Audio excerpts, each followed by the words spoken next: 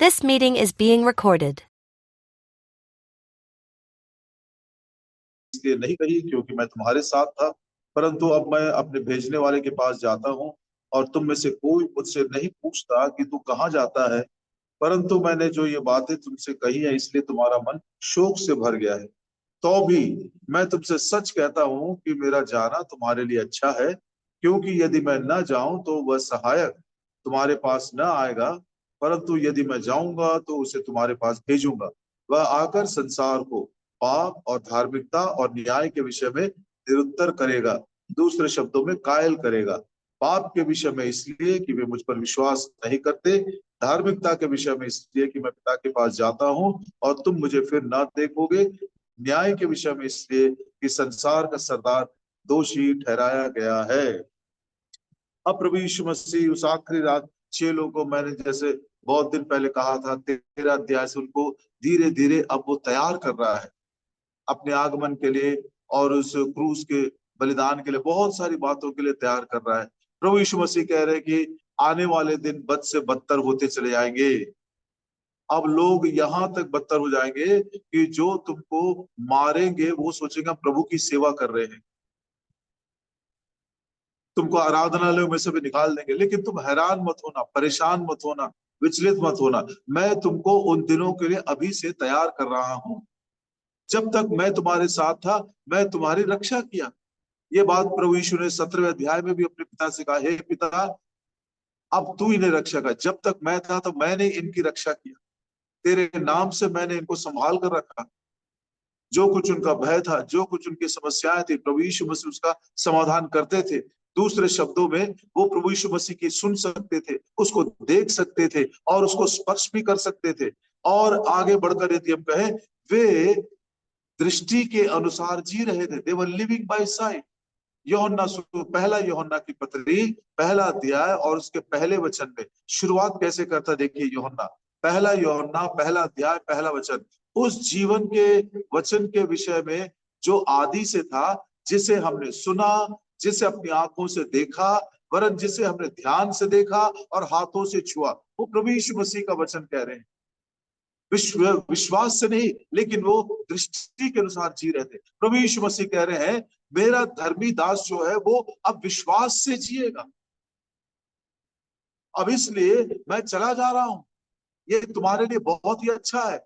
मैं तुमको विश्वास से जीने के लिए तैयार कर रहा हूं। रोमियो की पत्री 1 अध्याय और उसके 17 वचन में देखिए, रोमियो की पत्री 1 अध्याय और उसका 17 वचन, रोमन्स चैप्टर 1 एंड वर्स 17, क्योंकि उसमें परमेश्वर की धार्मिकता विश्वास और विश्वास के लिए प्रकट होती है, जैसा लिखा है, विश्वास से धर्मी जन जीवित रहेगा। यदि हमने प्रभु यीशु मसीह के द्वारा विश्वास करने पर धार्मिकता पाए हैं तो वो धर्मी जन विश्वास से जीना। जब तक मैं था तुम दृष्टि के अनुसार जी रहे थे, मुझको सुनते थे, मुझको देखते थे, मुझको स्पर्श करते थे, तुम्हारी समस्याएं, तुम्हारे भय, सब कुछ मैं समाधान करता था। लेकिन अब मेरा जाना अनिवार्य है, मेरा जाना अनिवार्य है, क्योंकि अब तुम्हें विश्वास से जीना है। मेरा धर्मी जन ऐसा जीना। लेकिन चिंता मत करो, चिंता मत करो, ये विश्वास से जीना तुम्हारे लिए कठिन नहीं होगा, क्योंकि जब मैं जाऊंगा तो तुम्हारे लिए एक सहायक भेजूंगा। ये वो सहायक है जो सदैव तुम्हारे हृदय में निवास करेगा। ये वो सहायक है जो कभी भी तुमको नहीं छोड़ेगा। और वो त्रिएक परमेश्वर का एक भाग है, वो पवित्र आत्मा। प्रतिज्ञा के अनुसार ये पवित्र आत्मा का दान हमको देना चाहता है वो। इसमें लाभ की बात देखिए, ये तुम्हारे लिए लाभ की बात है यदि मैं चला जाऊं तो। शरीर के तौर पर जब पौलुस, जब प्रभु यीशु मसीह इस दुनिया में थे तो वो एक स्थान में एक ही समय में रह सकते थे, और जो लोग उसके परिसर में थे वे ही लोग उसको देख सकते हैं, वे ही लोग उसको सुन सकते हैं। लेकिन पवित्र आत्मा परमेश्वर, वो सभी समयों में सभी स्थानों में एक साथ रह सकता है। ये अद्भुत एक दान है जो प्रतिज्ञा के अनुसार प्रभु यीशु मसीह के उस चले जाने के बाद हमको मिला है। लेकिन ध्यान से देखिए, प्रभु यीशु मसीह ने वो रात को जब वो बात कहा और उसके स्वर्गारोहण से पहले कम से कम 43 दिन 43 डेज बीत गए, उसके बाद वो ऊपर गया। मेरा जाना अवश्य है। ऊपर की कोठरी से निकल गया, गत्समनी के बाग में गया, फिर वो गोलगोथा में गया। लोगों ने उसके साथ अन्याय किया, उसको गाली दिए, उसके मुंह के ऊपर थूके, उसको कांटों का ताज पहना दिए। चेलों को ये क्या मालूम था, अरे हमारे प्रभु यीशु मसीह जाने के बाद हमको पवित्र आत्मा भेजेंगे और वो पवित्र आत्मा सदैव हमारे साथ रहेगा और वो पवित्र आत्मा हमें कभी छोड़ेगा नहीं, वो हमारे हृदय में निवास करेगा। इस बात से शायद वो खुश हो रहे थे, लेकिन वो प्रतिज्ञा के अनुसार पवित्र आत्मा को भेजने से पहले किस मार्ग से प्रभु यीशु मसीह गए वो उनको बता रहा था।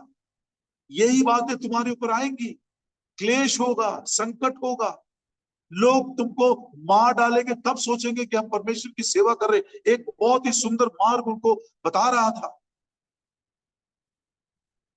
अनमोल पाठ सीखने वाली है हमारे लिए इस पे। इतनी आसानी से हमको ये दान नहीं मिला। धन्यवाद देते हैं मुझ पवित्र शास्त्र के वचनों के लिए, जिसमें ये सारी सच्चाइयां आत्मा के द्वारा प्रकट करता है प्रभु। और वो आत्मा जब आएगा, सबसे पहले ये लिखा हुआ है, सबसे पहले 8 वचन में, यूहन्ना सुसमाचार 16 अध्याय 8 वचन, वह आकर संसार को पाप, धार्मिकता, न्याय के विषय में निरुत्तर करेगा। सबसे पहला काम है, सबसे पहला काम। हमारे मन के अंदर भी यही इच्छा होना चाहिए। कई बार प्रियो, जब हम आत्मा के लिए प्रार्थना कर, कितने गीत हम गाते, हे पवित्र आत्मा आ, हे पवित्र आत्मा आ, हम बोलते हैं, गीत गाते हैं, प्रार्थना करते हैं, इच्छा रखते हैं। लेकिन आप क्या इस बात को कभी सोचे थे, पवित्र आत्मा जब आता है तो सबसे पहले संसार के लोगों को उनके पाप और उनकी धार्मिकता और न्याय के विषय में निरुत्तर करता है, कायल करता है। ये 3 बातें अहम जरूरी है। स्वर्ग के विषय में जब सोचते हैं, प्रभु यीशु मसीह के विषय में जब सोचते हैं, मोक्ष के विषय में जब हम सोचते हैं, तो प्रिय इन तीनों को बहुत ही बारीकी से समझ लेना, इनके विषय में कायल होना बहुत ही जरूरी है। पाप के विषय में इसलिए क्योंकि मनुष्य इतनी आसानी से अपने पाप को मानता नहीं है। आदम को ही देख लीजिए, बोलता मैंने नहीं किया, जो स्त्री तूने मुझको, उसने मुझको बहका दिया। तो आदम सोच रहा था किसी के कहने पे मैंने किया, इसलिए मैंने खुद, मेरे हृदय से पाप नहीं निकला। दाऊद को देख लीजिए, जब तक नाथान नबी आकर उसको बताया नहीं, उसको समझ में तक नहीं आया कि मैंने पाप किया। वो पाप जानता है क्या है, पाप का परिणाम क्या है, उसका उसका दंड क्या, वो भी जानता है। एक मेमने के बजाय 4 मेमना देगा और वो उसको सजा, मौत की सजा भी मिलेगी। पाप क्या है, पाप का सजा क्या है, उसको मालूम है, लेकिन मैंने किया, उसको तब तक समझ में नहीं आया जब तक परमेश्वर का वचन उसके तक पहुंचा नहीं। The conviction of sin is one of the greatest works of the holy spirit. अच्छे अच्छे लोग इसको नहीं समझते, बड़े बड़े प्रचारक लोग भी इसके भूल में पड़ जाते हैं। सबसे बड़ी कमजोरी है कि मैं अपने खुद के पाप को नहीं समझ सकता। अब जब मैं कायल ही नहीं होता हूं तो मैं मानूंगा नहीं तो क्षमा नहीं पाऊंगा, क्षमा नहीं पाऊंगा तो उस पाप से छुटकारा नहीं मिलेगा जो मुझको न्याय तक पहुंचा देगा। The conviction of sin. कुछ ना कुछ बहाना कर देते हैं, कुछ ना कुछ उसके बाद में बोल देते हैं, मानते नहीं है कि मैंने गलत किया। कभी कभी बोलता अरे भूल चूक हो गई, अरे भूल हो गई। और लोग सोचते हैं सब भूल करके हमने पाप नहीं किया।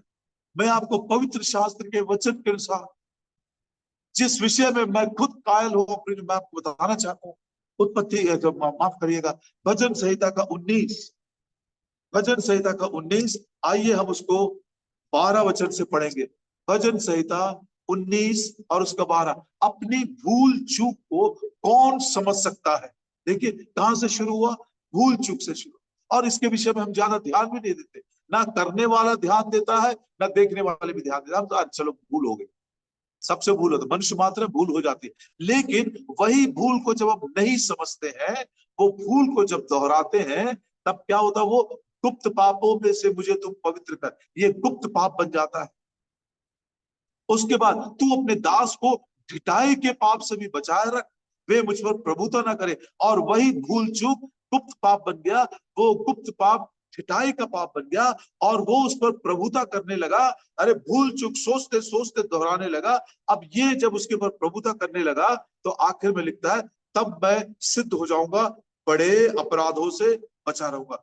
वो छोटी सी भूल ने बड़े अपराध तक उसको पहुंचा दिया, और वो बड़े अपराध तक पहुंचते पहुंचते उसका हृदय कठोर हो गया, ढीठ हो गया। और ये पत्थर के समान हृदय, जब तक कि पवित्र आत्मा उसको कायल ना करे, कोई भी मनुष्य कितना भी प्रचार करे, कितना भी वचन सुने, वो कायल नहीं होगा, वो टूटेगा नहीं, वो पश्चाताप नहीं करेगा। प्रभु जी हम धन्यवाद देते, प्रभु जी हम धन्यवाद देते। जब तू इस दुनिया में था, लोगों ने तेरी बातों को सुना, लेकिन तुझको इनकार किए, इनकार करके अपने द्वेष को और अपनी घृणा को धर्म की चादर से ओढ़कर उसको गुप्त रख दिए, इसलिए कि कोई उसको देख नहीं सकता था। धर्म की चादर उड़ा दिए, तो लोगों ने उसके कारण ढीठ बन गए, और ढीठ बन के उन्होंने बड़ा अपराध किया। तुझ जैसे जीवन के दाता को उन्होंने क्रूस के ऊपर चढ़ा दिया। जब पतरस ने ये प्रचार किया, तुमने तुमने तुम्हारे दुष्ट हाथों से उस जीवन के दाता को क्रूस के ऊपर चढ़ा दिया, सुनने वालों के हृदय छिद गए। कैसे छिद गए? जब प्रभु यीशु मसीह साक्षात था, तो उनको उन्होंने इनकार किया, इनकार करके धर्म की चादर से उसको छिपा दिया, गुप्त हो गया। वही उनको ढीठ बना दिया, बड़े अपराध में लेकर गए, और उन्होंने अपने दुष्ट हाथों से जीवन के दाता को क्रूस पर चढ़ा दिया। लेकिन जिस दिन पवित्र आत्मा आया नीचे, प्रतिज्ञा के अनुसार, उस आत्मा ने उनको चुभाया। दे वर प्रिक्ड इन देयर हार्ट्स। ए साहिबो अब क्या करें, ए भाइयों हम क्या करें, मन फिराओ, पाप को कबूल की। कितना सुंदर ये काम है, चाहे वो संसार के लोगों में हो, चाहे कभी कभी विश्वासियों में भी हो सकता भी हो। पवित्र आत्मा का सबसे पहला काम, आते सार वो मनुष्य को पाप के विषय में निरुत्तर करता है, कन्विक्ट करता है, उसके पाप को उजागर करता है, उसके हृदय को तोड़ देता है। उसके पाप को जब वो मान लेता है, तो उसको प्रभु यीशु मसीह परमेश्वर अंगीकार करते हैं। दूसरी बात, धार्मिकता। पाप के विषय में निरुत्तर किया। क्या निरुत्तर किया? बेटा, तेरे ही पाप के कारण, जिसको तू भूल चूक सोच रहा था, जिसको तूने धर्म के कामों से, भले कामों से, तेरी नैतिकता से, या तेरे संस्कृति कल्चर से दबा कर रखा था, जिसके कारण तेरे हृदय कठोर हो, तेरे पाप के कारण प्रभु यीशु मसीह क्रूस के ऊपर बलिदान हो। तेरे पापों के कारण उसने अपनी पवित्र देह को और अपने पवित्र लहू को बहाया। लेकिन खुशी की बात यह है, उस पाप को निस्ताबूद करके, उस पाप को अपनी देह में दंड देकर अंत करके मरे हुए में से जी उठा। यदि तू इसको विश्वास करे, प्रभु यीशु मसीह के लहू में तुझको धोकर वो शुद्ध करेगा। यही धार्मिकता है। एक छोटा सा भाग यहाँ पर मैं आपको पढ़कर सुनाना चाहता हूँ। रोमियो की पत्री, क्या है वो धार्मिकता जिसके विषय में पवित्र आत्मा मुझको कायल करेगा। रोमियो की पत्री उसका 3रा अध्याय हम पढ़ेंगे। रोमियो की पत्री उसका 3रा अध्याय, और हम पढ़ेंगे 21 वचन से 25 वचन तक। Romans chapter 3 versus 21 to 25। परंतु अब व्यवस्था से अलग परमेश्वर की वह धार्मिकता प्रकट हुई है, जिसकी गवाही व्यवस्था और भविष्यद्वक्ता देते हैं, अर्थात परमेश्वर की वो धार्मिकता जो यीशु मसीह पर विश्वास करने से सब विश्वास करने वाले के लिए है। क्योंकि कुछ भेद नहीं, इसलिए कि सबों ने पाप किया है और परमेश्वर की महिमा से रहित है, परंतु उसके अनुग्रह से उस छुटकारे के द्वारा जो मसीह यीशु में सेंत मेंत धर्मी ठहराए जाते हो, मतलब मुफ्त में, उसे परमेश्वर ने उसके लहू के कारण एक ऐसा प्रायश्चित ठहराया जो विश्वास करने से कार्यकारी होता है, कि जो पाप पहले किए गए और जिन पर परमेश्वर ने अपनी सहनशीलता के कारण ध्यान नहीं दिया, उनके विषय में वो अपनी धार्मिकता प्रकट करे। साफ शब्दों में, व्यवस्था के कर्मों के कारण कोई भी धर्मी नहीं ठहर सका, व्यवस्था को कोई भी पूरा नहीं कर सका। इसलिए परमेश्वर ने एक नया मार्ग खोला है। ये नया मार्ग तो नहीं है, ये वही पुराना मार्ग है जो धर्मशास्त्र में, पुराने नियम में कई नबियों ने, कई कई राजाओं ने इस बात को जिक्र भी किया था। अब उस नए मार्ग को प्रभु यीशु मसीह के द्वारा उसने पूरा किया, जब उसने हमारे पापों के बदले में प्रभु यीशु मसीह को कलवरी के क्रूस के ऊपर बलिदान होने के लिए दिया, उसने अपना लहू बहाया। जो कोई ये सत्य सुसमाचार सुनकर कि मेरे पापों के कारण प्रभु यीशु मसीह बलिदान हुए, वो टूटे मन से पछतावा करता है और प्रभु यीशु मसीह के लहू पर विश्वास करता है, तो उसी लहू के द्वारा उसे धोकर प्रभु क्या बोलता मालूम, नॉट गिल्टी, तूने पाप नहीं किया, उसको धो दिया, उसको शुद्ध कर दिया और परमेश्वर की दृष्टि में वो धर्मी ठहरा है। ये धार्मिकता कर्मों के बिना विश्वास से, प्रभु यीशु मसीह के नाम पर विश्वास करने से जो मिलती है। इसलिए मैं बार बार कहता प्रियो, मसीह परिवार में जन्म लिए आप धर्मी नहीं बन सकते, पॉल और पीटर नाम रख लिए धर्मी नहीं बन सकते, पानी में डुबकी लगाकर बपतिस्मा ले लिए धर्मी नहीं बन सकते हैं, आपको स्वर्ग का रास्ता नहीं मिलेगा। केवल उन्हीं को जो टूटे मन से पवित्र आत्मा के द्वारा कायल होकर पश्चाताप करते हैं, पापों की क्षमा पाते हैं, वे ही लोग धर्मी ठहरते। और यदि प्रभु यीशु मसीह के उस महान बलिदान, प्रेम का बलिदान सुनकर भी जो इस सुसमाचार के द्वारा अपने हृदयों को नम्र नहीं करते, अभी भी इनकार करते हैं, उनके ऊपर न्याय जरूर आएगा। यूहन्ना सुसमाचार 12 अध्याय उसके 31 वचन में, John's gospel chapter 12 and verse 31, John 12:31, अब इस संसार का न्याय होता है और इस संसार का सरदार निकाल दिया जाए, उसका न्याय हो चुका है, क्रूस के ऊपर शैतान का न्याय हो चुका है। कुलुस्सियों की पत्री 2 अध्याय और उसके 14-15 वचन में पढ़ते हैं, कोलोसियंस चैप्टर 2 14 एंड 15, और विधियों का वो लेख जो हमारे नाम पर और हमारे विरोध में था, मिटा डाला, उसे क्रूस पर कीड़ों से जड़कर सामने से हटा दिया है।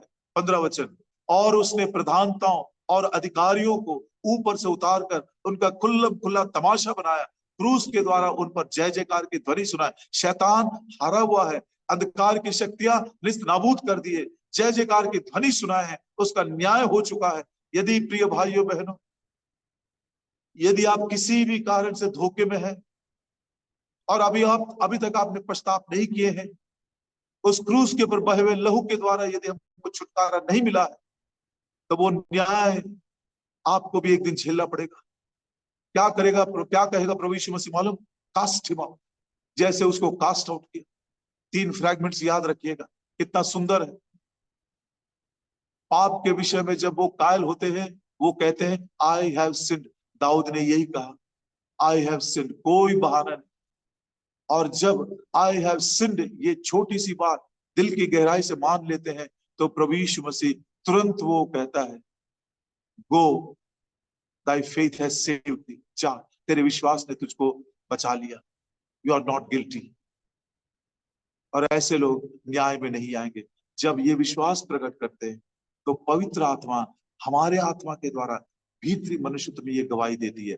आखिरी वचन पढ़ेंगे, रोमी 8:16, the book of Romans chapter 8 and verse 16, रोमियो का 8 और उसका 16, आत्मा आप ही हमारी आत्मा के साथ गवाही देता है कि हम परमेश्वर की संतान हैं।